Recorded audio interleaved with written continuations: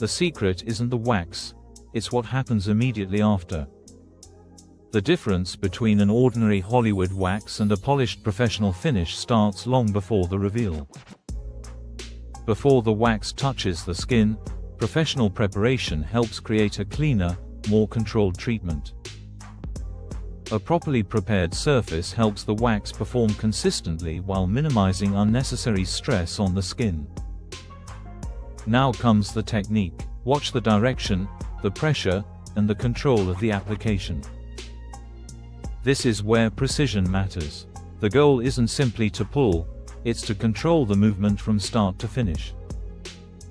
Pay attention to the angle and direction of removal. Consistent technique can help minimize missed hairs and unnecessary pulling. Professional service isn't only about the result. Client comfort is an important part of an expert technique. Immediately after removal, controlled pressure can help reduce the sensation and settle the treated area. Working in small, precise sections allows the practitioner to maintain control and check the result as they go.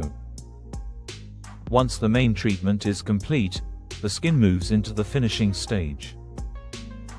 The goal is a smooth, polished finish while supporting comfortable-looking skin after treatment. And that's the difference. The result you saw at the beginning comes from the protocol, not just the wax.